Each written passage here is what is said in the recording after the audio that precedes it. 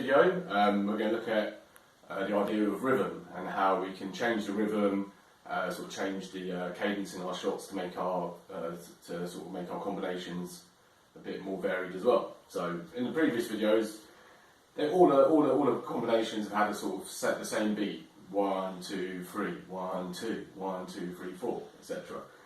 And they've also sort of had the same amount of power in each shot as well. You can see I'm demonstrating them all at about the same tempo.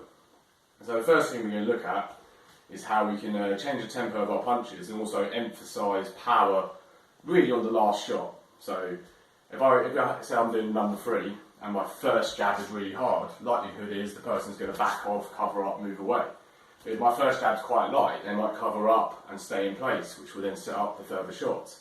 So sometimes I don't want every single punch to have the same power, because by the end of the combo they might have backed off or I might have run out of gas, because obviously as long the combination goes on, the more air you exhale, the less energy you have for that flurry. So we're going to look at how we can put the emphasis on the last shot in the combination. For this, we're going to change the ordering slightly. So number 1 is going to be a double jab. Everything else will be the same as the previous videos. So if I do my number 1, my first jab, it's be like a light flicky jab. And my second jab is the power jab. The flicky jab, the power jab. And that's my number 1. So flick, power. Flick, power. Number 2, I flick, and I want the power on the cross. So you see I'm really turning my body in, throwing that cross. So 2, flick, cross. And then obviously you put your add-ons on, move around afterwards. Number 3, so number 3, the emphasis is going to be on the hook. So my first 2 shots, I still want to turn my hip in, but I don't want to really turn it in on the cross. So 1, 2, so you see. So the last shot, I turn in, put the power on. First 2, I still have good mechanics, but it's just snappier. They're not fully committed shots. And then number 4, the first 3 punches are the quick ones with the emphasis on the last cross. So number 4. So the idea being I'm saving my energy, really committing on the last shot. The first 3 are just quick to get them to cover up and create openings. So that's changing the rhythm by sort of putting emphasis, different power and speed emphasis on your punches. Another way we can change the rhythm is by breaking it.